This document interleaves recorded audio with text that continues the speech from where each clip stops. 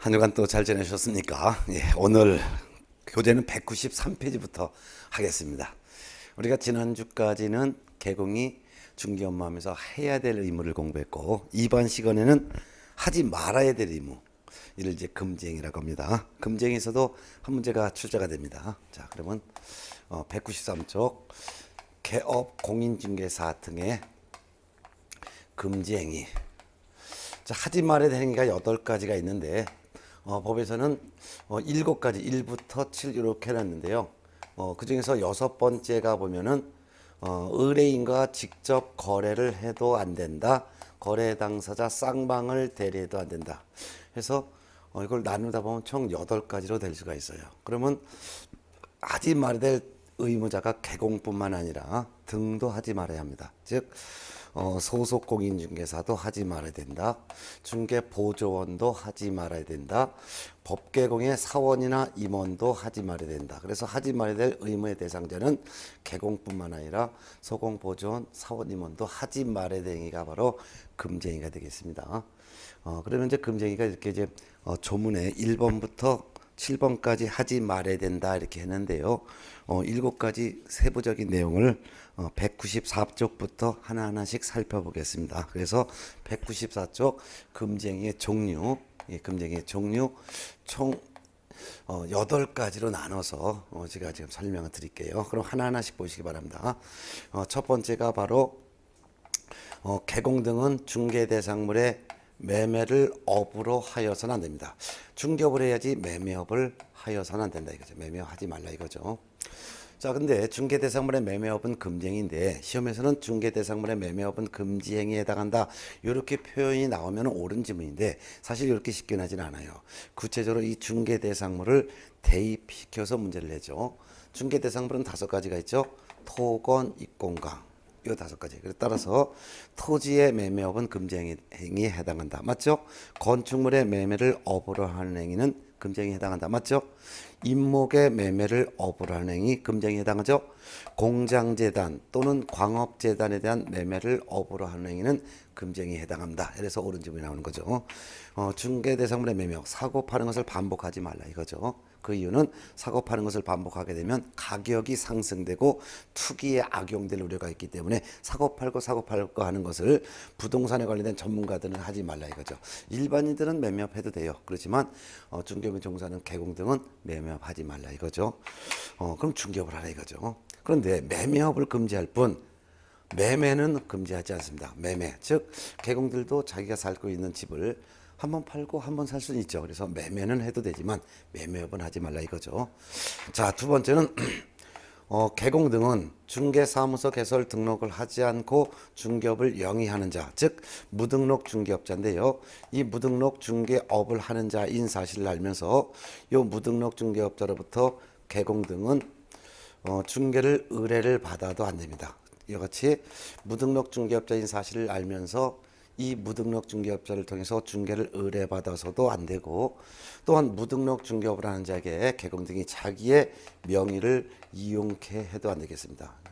이건 이제 무등록 중개업자 협조하지 말라 이거죠. 자, 그 다음 이제 세 번째는 아주 중요한 게 나옵니다. 별표 2개 놓으시고 법에 규정되어 있는 보수 범위가 있어요. 법정 보수 또는 법정 실비를 초과해서 금품을 받아서는 안 됩니다. 그래서 공인중개사법령에 규정되어 있는 범위가 있는데 그 범위를 초과해서는 돈을 더 받아도 안 되고 물건이나 향응을 더 받아서도 안 됩니다. 안 됩니다. 이는 살해증여 그 밖에 어떤 명목으로도 초과해서 받는 것을 금지합니다. 주의할 것은 초과해서 금품을 받으면은 이미 금지행위에 해당되어 처벌을 받습니다. 따라서 초과해서 받은 금원을 그대로 돌려줬다. 초과해서 받은 것을 반환했다 하더라도 역시 금지행위에 해당되어 처벌을 받는 것이며 초과해서 받은 금원이 당자나 또는 어음일 수도 있어요. 근데 당자나 어음 등이 부도 처리됐어요. 부도 처리가 됐으니까 휴지 조각이 됐죠. 하더라도 초과해서 받은 순간 금지행위를 위반한 거기 때문에 처벌을 받게 된다는 것도 알아두셔야 합니다. 그런데 주의할 것은 초과해서 금품을 받은 게 아니라 초과 보수만 요구해서 초과 보수를 요구하는 데만 그쳤지 초과해서 받지 않았다면 이는 금쟁이가 아니므로 처벌을 받지가 않습니다. 또한 초과 받기로 약정했어요. 초과 보수를 받기로 약정만 하였지 초과해서 받지 않았으면 이것도 역시 금지행위를 위반한 것으로 보지는 않습니다. 따라서 이 경우도 역시 처벌받지는 않는다는 것을 유념해 두셔야 합니다. 따라서 법에 규정된 범위를 초과해서 받아야지만 금지행위 위반한 것으로 처벌받는 것이지 초과해서 받지 않았다면 단지 초과 보수를 요구하는 데만 그쳤다든가 초과 보수를 받기로 의뢰인과 약정만 한 거 가지고는 금지행위를 위반한 것으로 보지 않기 때문에 처벌하지 않는다는 것을 유념하셔야 될 것입니다. 또한 참고적으로 상가 권리금은 중개 대상물이 아니죠. 그래서 상가 권리금에 대한 알선 대가와 알선료와 상가 임대차에 대한 중개 보수를 포괄적으로 받았어요. 한꺼번에 포괄적으로 받았는데 그 전체 받은 금액이 법정 범위를 초과하더라도 이는 금지행위를 위반한 것으로 보지 않습니다. 따라서 처벌하지 않습니다. 그 이유는 상가 권리금 알선료는 이거는 중개대상물이 아니기 때문에 권리금에 대한 알선료는 얼마를 받든 법의 제한을 받지 않습니다. 따라서 권리금 알선료하고 상가 임대차 중개보수를 합쳐서 받은 금액이 법정 범위를 초과한다 하더라도 이는 금지행위로 보지 않는다라는 거 시험에 잘 나오니까 하나 드세요. 그다음에 이제 네 번째가 당해 중개대상물의 거래상해 중요상에 관하여 거짓된 언행 그 밖의 방법으로 중개 의뢰인의 판단을 그르치게 해서는 안 됩니다. 즉 당해 중개대상물의 거래상의 중요사항에 대해서 의뢰인의 판단을 그르치는 거짓된 언행을 해서는 안 되죠. 사실대로 알았다면 계약을 하지 않을 중요사항에 대해서 사실과 다르게 언행일체를 금지합니다.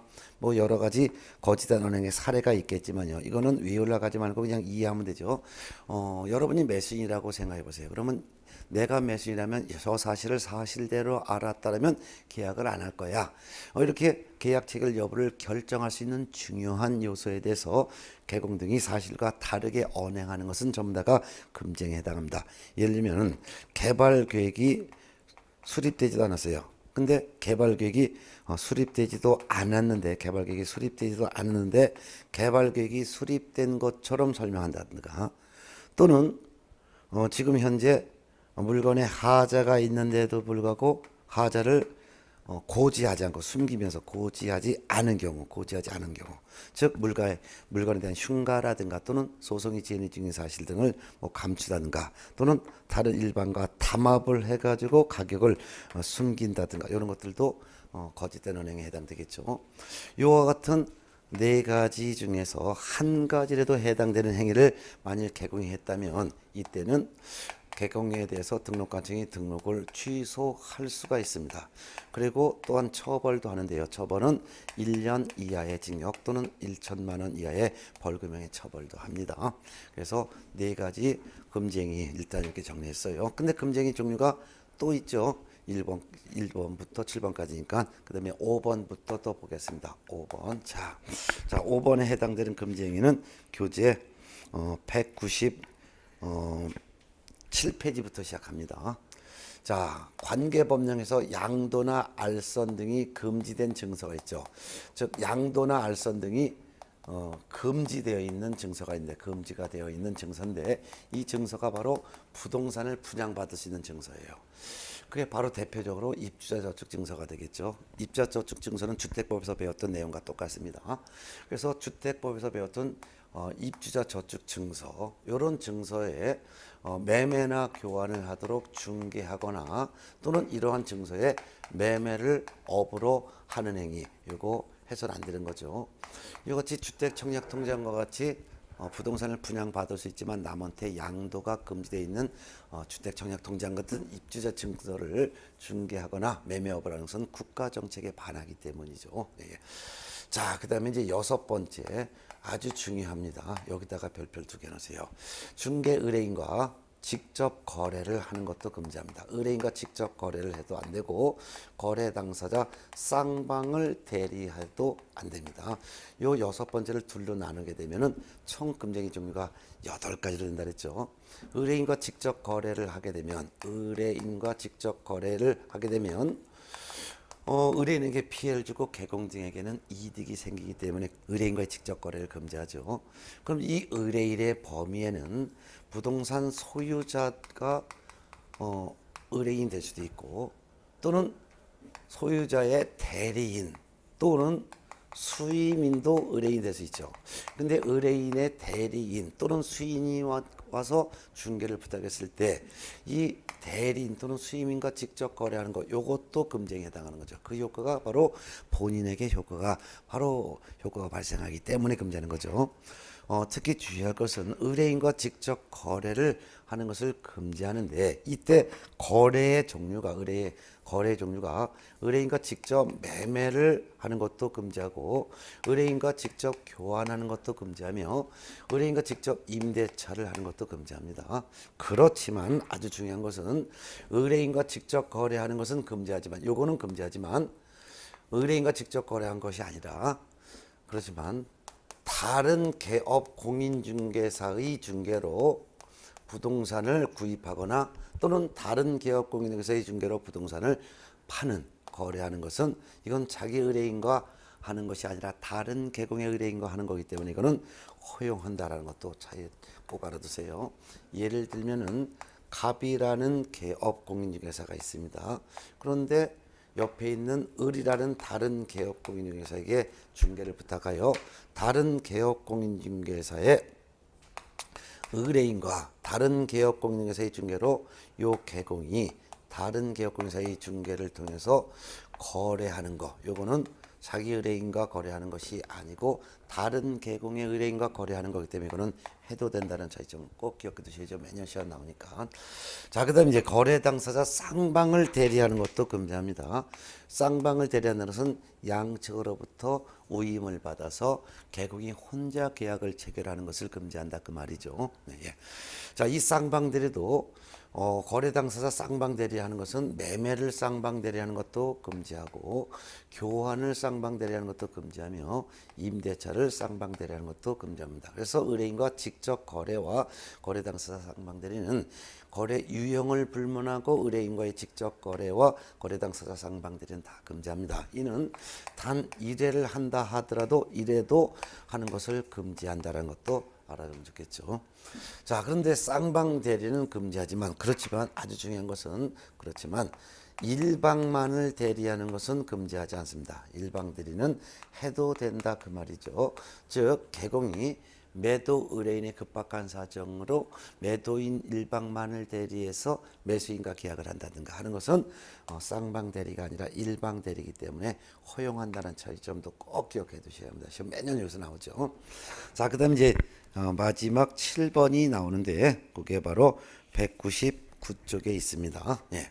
자, 금쟁이 중에서 마지막 7번째 탈세 등 관계 법령을 위반할 목적으로 소유권 보존 등기를 하지 아니한 부동산 또는 소유권 이전 등기를 하지 아니한 부동산 또는 관계 법령에서 권리 변동이 제한되어 있는 부동산, 이러한 3가지 종류의 부동산에 대해서 매매를 중개해서는 안 된다. 매매를 중개해서는 안 됩니다.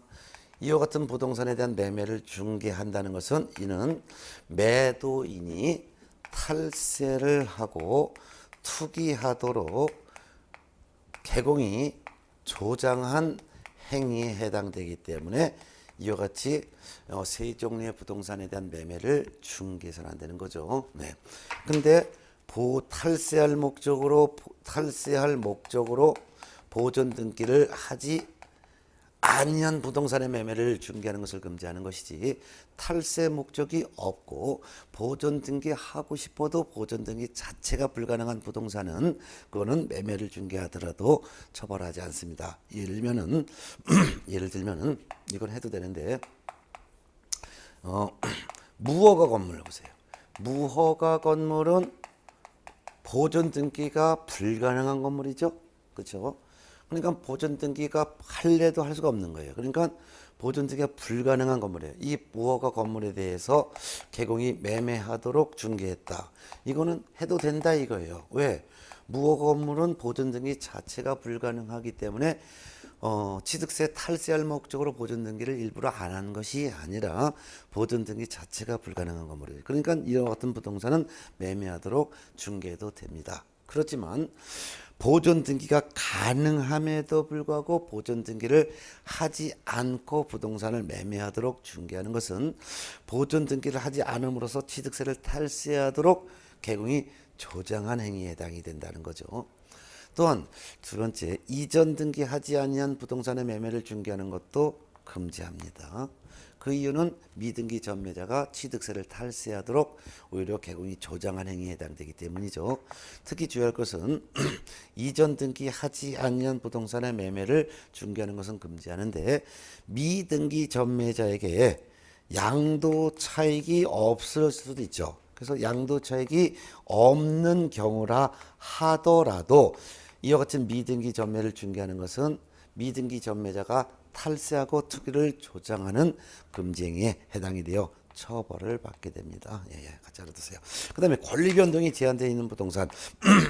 이게 바로 여러분들 이제 주택법에서 공부했던 내용이죠. 주택법에서 주택법에 보면 투기 과열 지구라고 있을 거예요. 투기 과열 지구가 지금 현재는 거의 다 해제가 돼서 지금 현재 남아 있는 게 없지만 언제든지 투기 과열 지구는 국토교통부 장관이 지정할 수 있죠. 그래서 뭐 청약 경쟁률이 다른 지역에 비해서 한 30% 높거나 또는 전년도에 비해서 청약 경쟁률 2배 이상 뛰는 지역을 따로 빼가지고서 국토교통부 장관이 투기 과열 지구를 지정하죠. 그럼 투기 과열 지구 안에 있는 분양권은 일반적인 분양권과 다르죠. 일반적인 분양권은 중개 대상물이기 때문에 개공이 분양권 매매하도록 중개해도 되는 거죠. 그런데 투기 과열지구 안에 있는 내의 분양권은 이거는 주택법이라는 법에서 양도 자체를 하지 못하고 이거를 거래하도록 알선도 하지 못하도록 주택법에서 규정하고 있죠. 이 같은 것을 양도하거나 알선한 자에 대해서는 주택법에서 3년 이하의 징역 또는 3천만 원 이하의 벌금에 처벌을 하도록 되어 있습니다. 이 투기과열지구의 분양권은 분양권자가 자기 앞으로 소유권 이전 등기를 마칠 때까지는 거래 자체를 불가능하게 만드는 이런 것들이 바로 권리 변동이 제한된 부동산이에요. 이런 것을 중개하는 것도 투기과열지구의 분양권자가 탈세 투기하도록 개공이 조장한 행위에 해당되기 때문에 금지한다는 거죠. 자, 이런 것들도 좀 알아두면 되겠습니다. 그러면 또 금지행위 총 7가지 중에서 6번째를 의뢰인과 직접 거래해도 안 된다. 거래 당사 쌍방을 대리하면 안 된다. 합쳐서 보면 총 요거를 또 총 8가지로 나눠볼 수 있어요. 그 중에서도 5번 양도, 알선 등이 금지된 부동산의 분양, 임대 등과 관련 있는 증서, 즉 입주자 저축 증서를 중개했거나 또는 매매를 업으로 하는 행위 금지행위죠. 의뢰인과 직접 거래하거나 거래 당사 쌍방을 대리하는 행위 금지행위죠. 그다음에 탈세할 목적으로 보존 등기하지 않고 파는 부동산을 매매하도록 중개하는 행위, 탈세할 목적으로 이전 등기하지 않고 매매하도록 중개하는 행위, 탈세할 목적으로 권리 변동이 제한되어 있는 부동산을 매매하도록 중개하는 행위, 이런 것들은 탈세 투기를 조장하는 금지행위에 해당되는데 이같이 5, 6, 7 요 중에 하나라도 해당되는 행위였을 때는 이때는 개공에 대해서 등록관청에 등록을 취소할 수 있습니다. 등록 취소할 수 있고 거기다 형벌도 가는데 형벌은 3년 이하의 징역 또는 3천만 원 이하의 벌금에 처벌까지 한다는 거죠. 그래서 제재사항에 199페이지 나와 있어요. 위반 시의 제재. 이 같은 금지 행위 중에 하나라도 했다면은 제재를 받는데 행정처분과 행정형벌을 받는데 금지 행위 중에서도 등록을 취소할 수 있고 1년 이하의 징역 또는 1천만 원 이하의 벌금 중에 하나에 해당되는 금지 행위 종류가 4가지. 중개 대상물의 매매업을 했다든가 또는 무등록 중개업자인 사실을 알면서 그를 통하여 중개를 의뢰받았거나 무등록 중개업자에게 자기의 명의를 이용시켰다든가 법정 보수 실비를 통해서 금품을 받았다든가 의뢰인의 판단을 그르치는 거짓된 언행을 했다든가 요 넷 중에 하나라도 했을 때는 등록 취소할 수 있고 1년 1천만 형벌 그다음에 금지 중에서도 양도 알선 금지된 증서를 중개하거나 매매업, 의뢰인과 직접 거래, 거래 당사자 쌍방들이 또한 미등기 전매 등을 중개하는 경우, 이런 경우에 위반했을 때는 등록 취소할 수 있고 3년 3천만. 요거 처벌 규정을 꼭 구분해서 정리해 두셔야 될 것입니다. 아마 지금쯤이면은 아마 정리가 되어 있을 텐데, 그래도 자주 자꾸 까먹으니까 복습은 좀 하셔야 될 것 같습니다. 예. 자, 이렇게 해서 한 문제 맞히는 거 했고, 그 다음에 이제 201쪽으로 넘어가겠습니다. 201쪽은 손해배상 책임과 업무 보증 설정인데요. 손해배상 책임과 업무 보증 설정에서도 해마다 한 문제가 출제가 됩니다.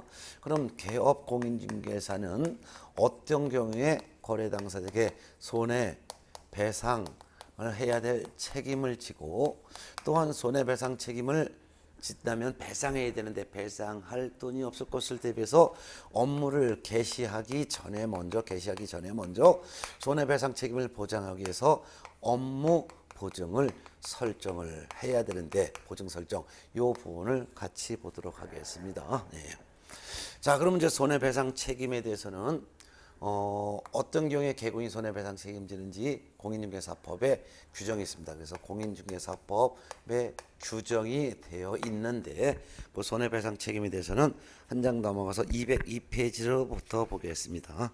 그러면 202페이지 보면 손해배상 책임의 내용이 원칙은 과실 책임인데 예외적으로 무과실 책임이 있다라고 해놨어요. 그래서 202페이지는 원칙, 그래서 원칙은 과실 책임 이렇게 해놨어요. 과실 책임.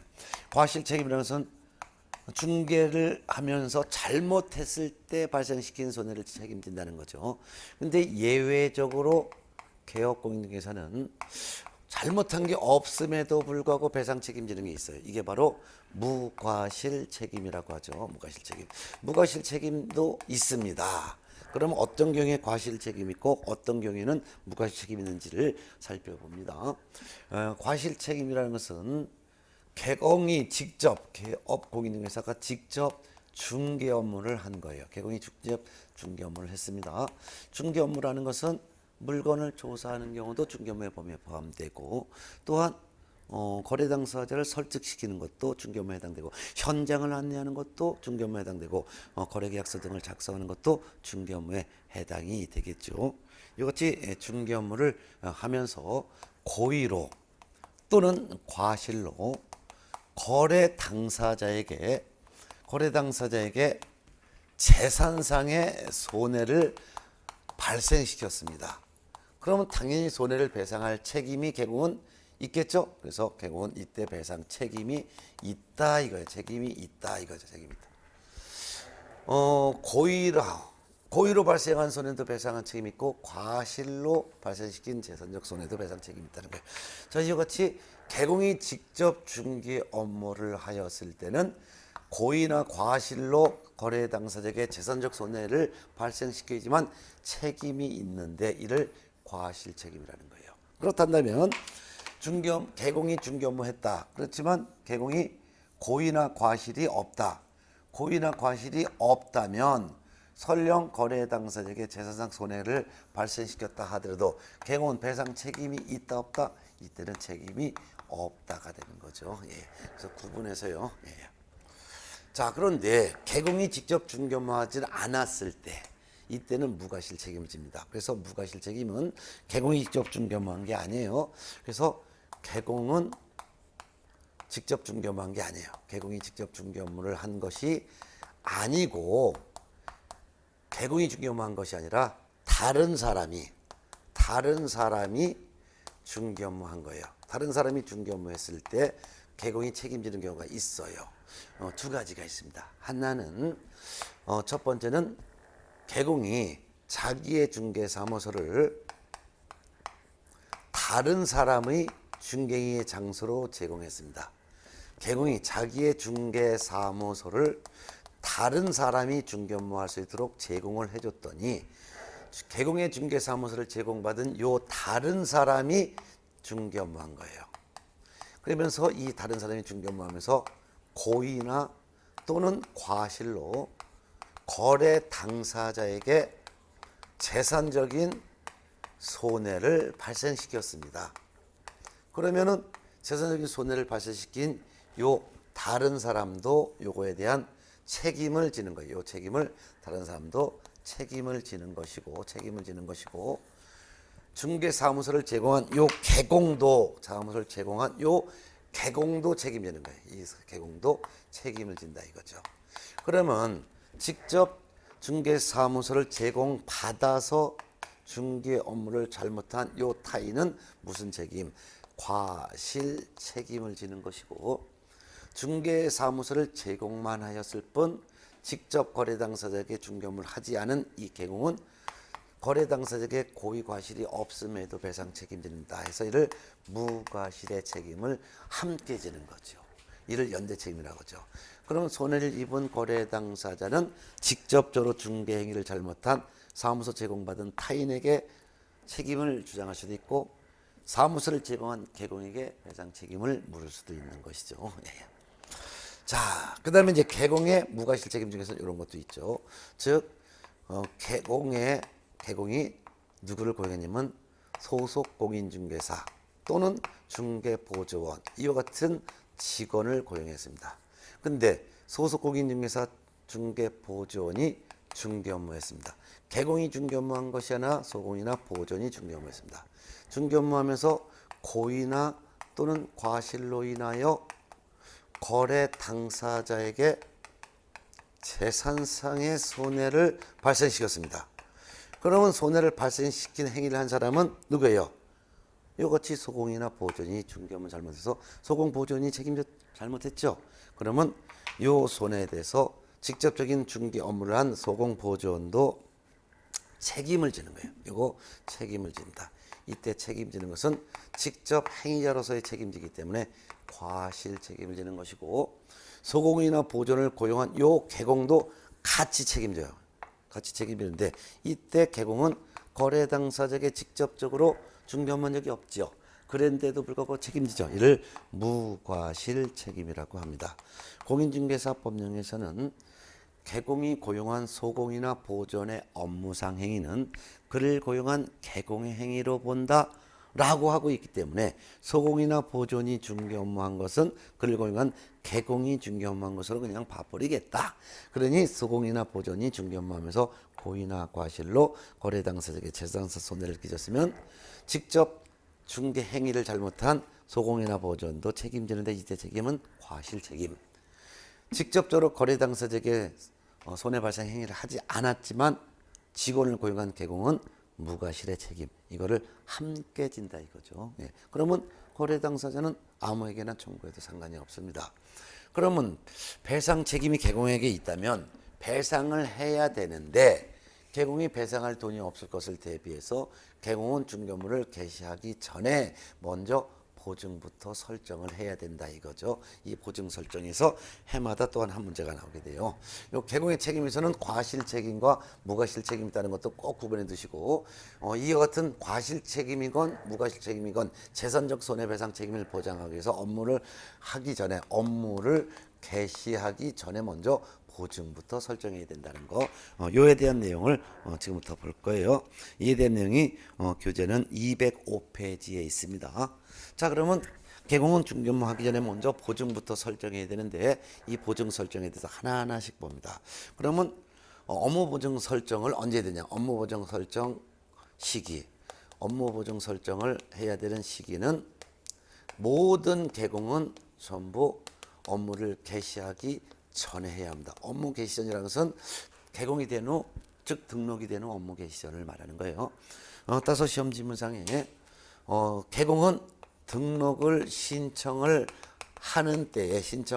때에 손해배상 책임을 보장하기 위한 보증을 설정해야 된다면 드리는 거예요. 등록 신청할 때 보증 설정하는 것이 아니라 등록이 된 후 업무 개시 전에 한다는 거예요. 이때 개공은 모든 개공이 다 적용돼요. 따라서 법개공, 공개공, 부개공뿐만 아니라 따라서 다른 법률의 규정에 의하여 중개업을 할 수 있는 법인, 즉 농협과 같은 특수법인도 업무 개시 전에 보증을 설정부터 해야 된다는 거 꼭 기억되셔야 되죠. 네.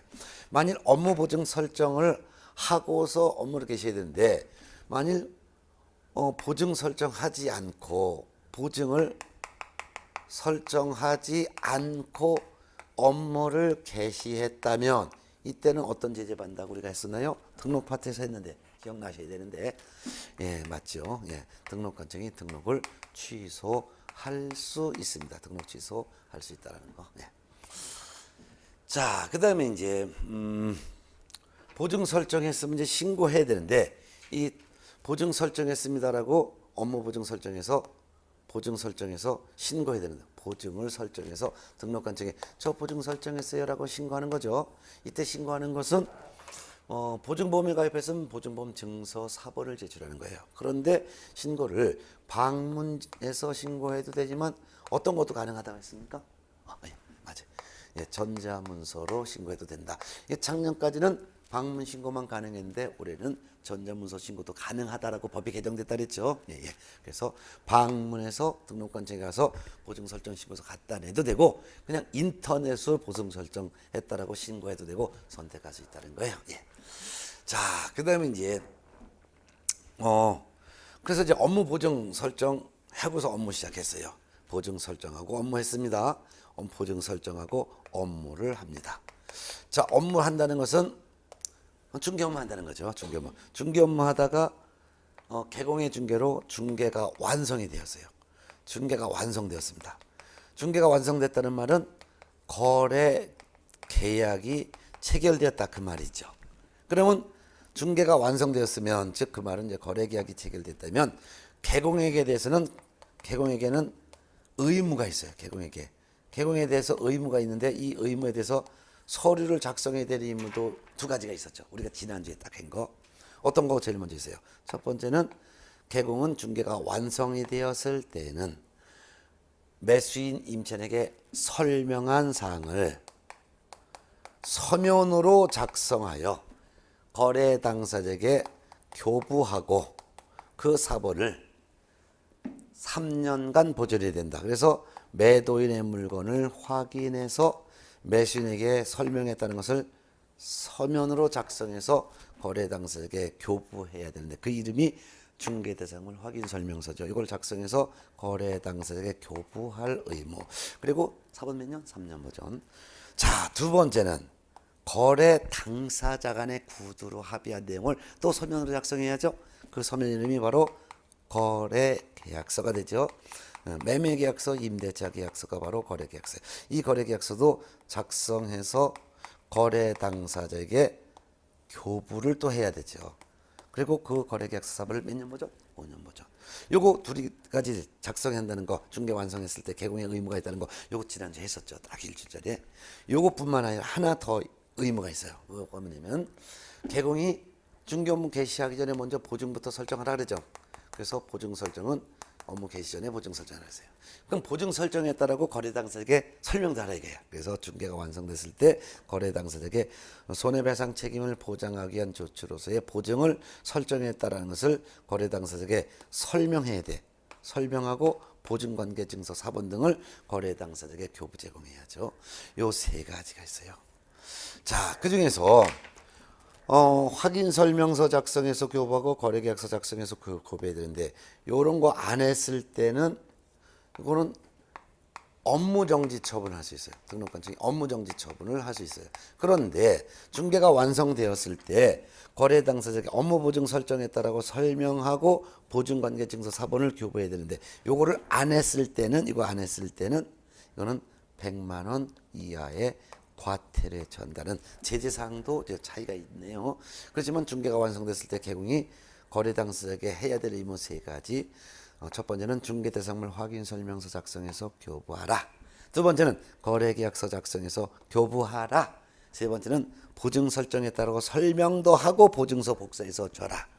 그 중에서 요거 설명서, 거래계약서 작성, 교부 보존하지 않으면 업무정지지만 업무보증 설정에 따른 것을 설명하지 않거나 보증서 복사해서 교부하지 않으면 100만 원 이하의 과태료다. 이런 구분 차이점도 기억해 두셔야 되겠죠. 네. 자, 그래서 보증 설정 시기와 보증을 설정에 따르고 설명하는 시기는 완전히 달라요. 보증 설정 시기는 언제? 중개업무 개시 전. 나 보험 가입했다고 설명하는 것은 언제? 중개가 완성되었을 때.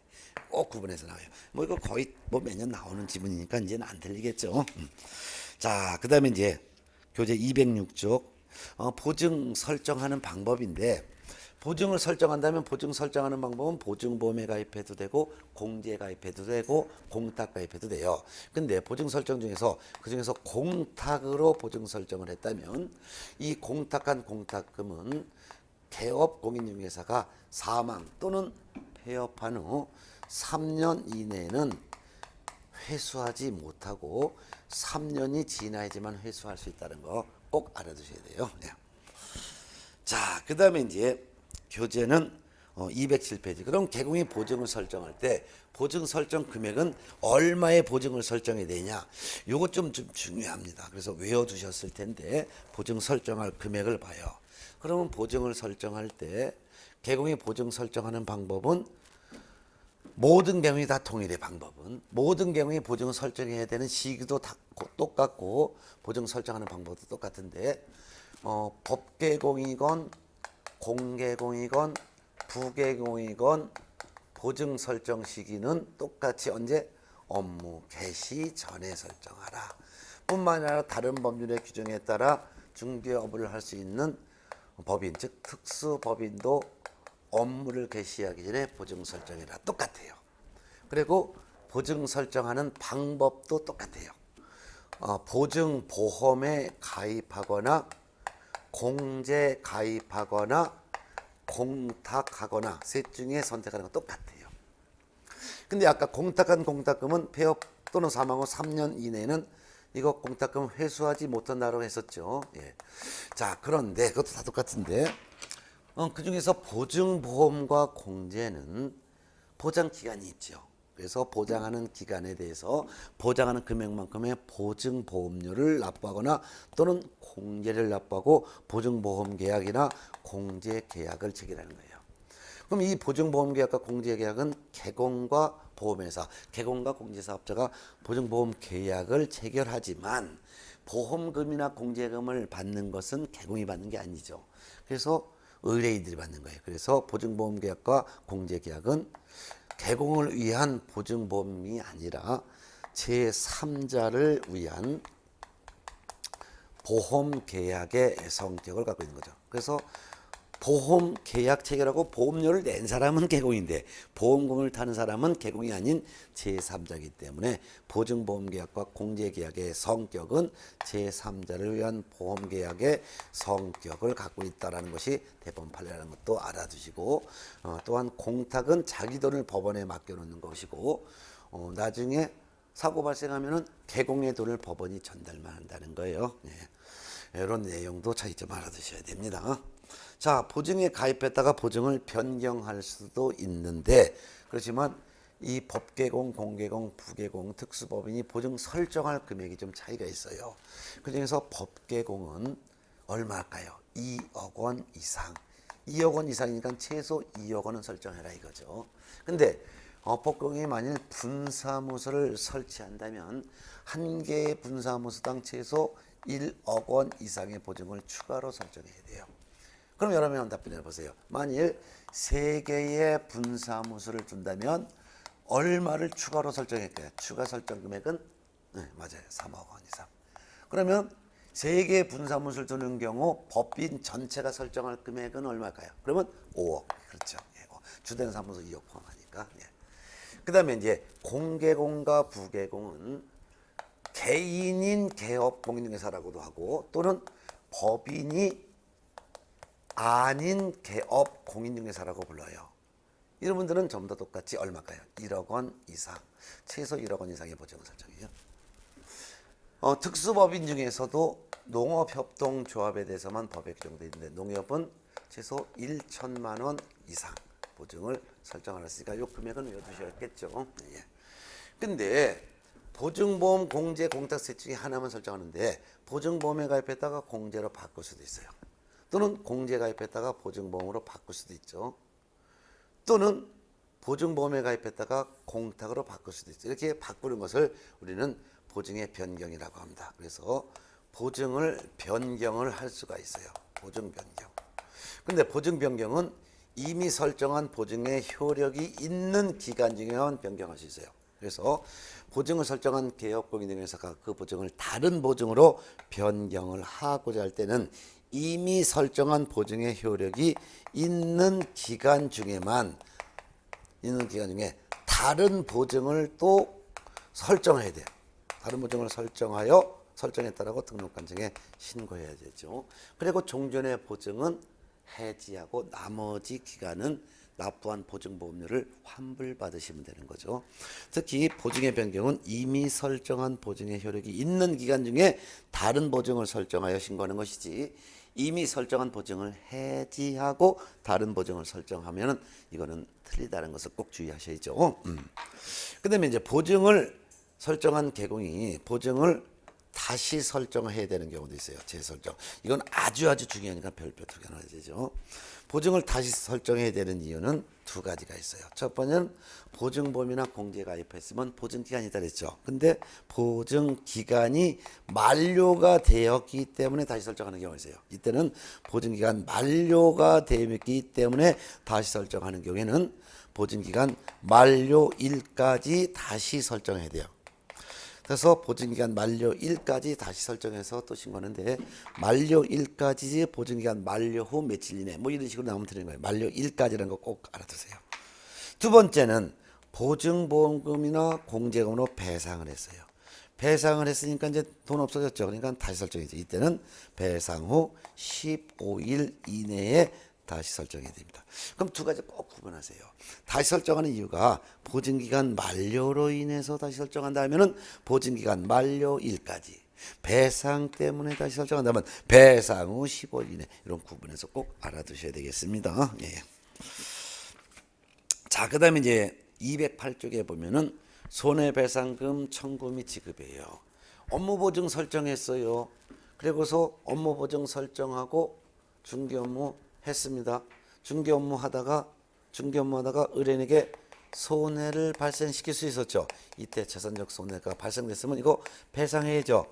이 배상할 때 의뢰인이 보증기관에 가서 배상해 주세요라고 할 때 어떻게 해야 되는 거냐 이게요. 그래서 배상 청구하는 방법은 중개 의뢰인이 직접 보증보험 회사 가서 또는 공제사업자한테 가서 또는 공탁기관인 법원에 가서, 이를 보증보험회사나 공제사업자나 공탁기관을 보증기관이라고 하는데, 의뢰인이 직접 보증기관 가서 손해배상금 지급 청구하는 거예요. 청구하면 손해배상금 지급 청구서를 제출하는데, 손해배상금 지급해 주세요라는 청구서에다가 개공의 손해배상 책임이 있음을, 개공이 손해배상 책임이 있다라는 것을 증명할 수 있는 서류를 첨부하는 거예요.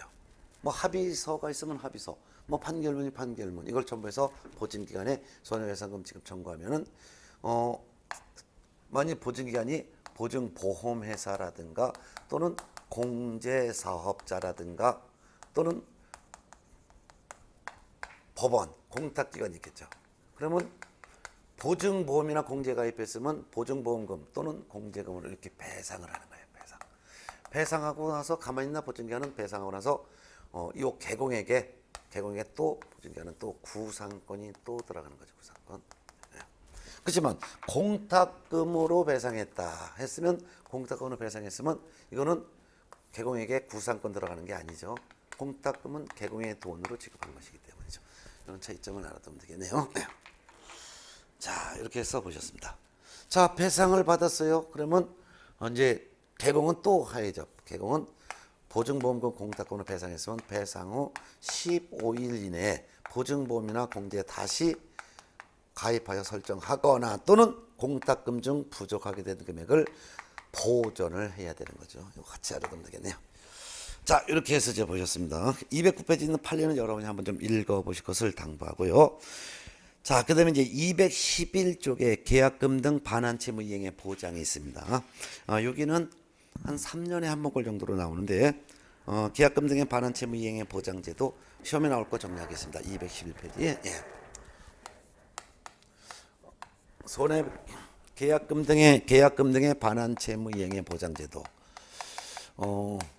이를 계약금 등의 예치 제도, 이렇게 제목을 바꿔 놓으셔도 상관없습니다. 자, 자, 이건 뭐냐면 개공은 거래 안전을 보장하기 위해서 개업공인중개사는 거래의 안전을 보장하기 위해서 거래 당사자에게 매도인, 임대인이 받을 계약금이나 중도금이나 또는 잔금 등을 이행이 완료될 때까지 은행 등에 예치하도록 권고를 할 수도 있죠. 권고할 수 있죠.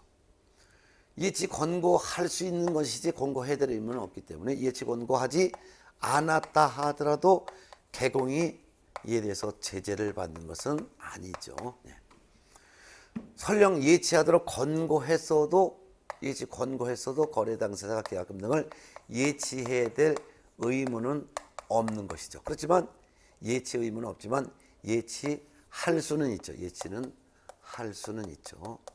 근데 예치한다면 만일 예치한다면 즉 매도인 자기 받을 돈을 등기 넘겨줄 때까지 예치한다면 언제까지 예치하고 얼마를 예치해야 되냐? 예치하는 기간은 이행이 완료될 때까지 예치해야 되죠. 등기 넘겨줄 때까지. 그리고 예치한다면 예치하는 금액은 계약금만을 예치해도 되고 중도금만을 예치해도 되고 잔금만을 예치해도 되고 이와 같은 금액의 전부를 예치하는 것도 가능하지만 또는 일부만 예치하는 것도 가능하죠. 근데 중요한 것은 예치할 때 예치 명의자 누구 명의로 예치를 해야 되냐 이거는 아마 지금 외우고 있을 텐데 개공 명의로 예치해도 되고 또는 대통령령이 정하는 자 명의로 예치해도 되죠. 대통령령이 정하는 예치 명의자 외웠던 거 한번 기억해 볼까요? 한번 여러분이 우물우물 한번 해보세요. 대통령령이 정하는 자. 맞아요. 은, 공, 탁, 채, 험, 전 이렇게 돼 있죠. 은행 명의로 예치도 된다. 공제 사업을 하는 자. 탁, 신탁업자. 채는 주식건설. 험은 보험회사. 전은 전문회사 명의로 예치도 됩니다. 그렇지만 개공 또는 은공탁 체험전 명의로만 예치할 수 있는 것이지 그 외 사람 명의로 예치할 수는 없습니다. 따라서 예치 명의자의 공탁기관 안 되죠? 법원 명의로 예치할 수는 없습니다. 공탁기관이라든가 또는 매도인, 매수인 등 거래 당사자라든가 소공 이런 거는 안 되는 거죠. 이 사람들은 예치 명의자가 될 수 없죠. 자, 그 다음에 이제 예치한다면 예치기관 어디에다가 보관하냐 이거예요. 예치하는 기간은 제한이 없습니다. 제한이 없다라는 것은 금융기관에 예치하건 공제 사업을 하는 자에게 예치하건 또는 신탁업자에 예치하건 또는 최신관서, 우체국, 보험회사, 법원 제한이 없다 이거죠. 자, 그럼 이와 같이 예치가 됐으면은 이행이 완료될 때까지는 매도인은 못 찾아가는 거죠. 그렇지만 이행이 완료되기 전이라 하더라도 매도인이 미리 수령을 할 수가 있는 방법은 있지요. 그 방법은 뭘까요? 그렇지요. 예. 보증서 끊어다가 매도인 누구한테 주면 돼요? 계약금 등의 예치 명의자에게 이 보증서를 교부하면 보증서를 예치 명의자에게 교부하면 이행이 완료되기 전이라 하더라도 매도인 등은 미리 수령할 수 있겠죠. 예. 그렇죠. 자, 또한 예치 명의자는 개공 명의도 가능하고 대통령령이 정하는 자인 은공탁 체험전 명의도 가능한데 그 중에서도 개공 명의로 만일 예치한다면 즉 개업 공인중개사 명의로 매도인이 받을 계약금이나 중도금, 잔금 등을 예치를 한다면 개공에게는 의무가 4가지가 있어요. 그 의무가 아주 중요한 거죠.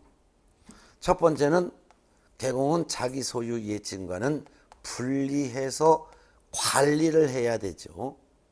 두 번째는 거래 당사자 동의 받지 않고 무단으로 예치된 계약금 등을 인출해서는 안 되는 것이죠.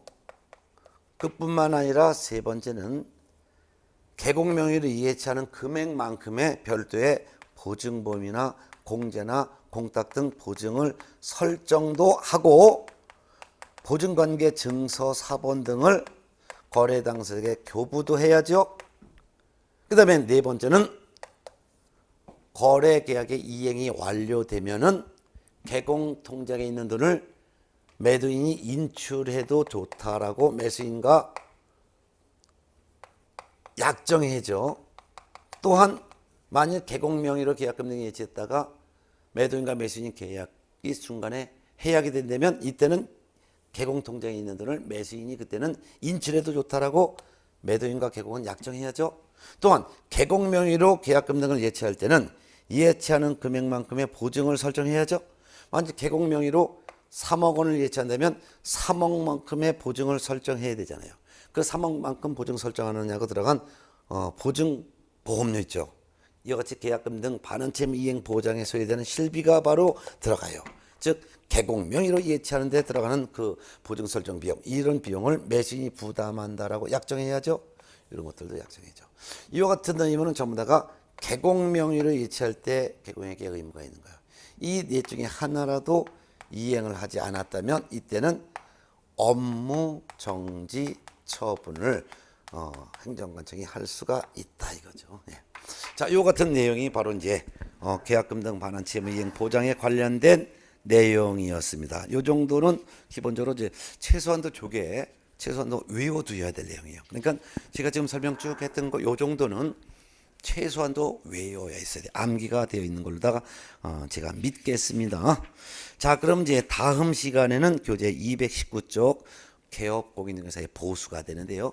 보수는 저 내용도 쉽지만 문제는 두 문제가 나와요. 그래서 다음 시간은 보수부터 해서 좀 양이, 그다음에 뭐 교육, 보측 협회 등에 대해서도 다음 시간에 설명드리겠습니다. 다음 시간에 뵐까요?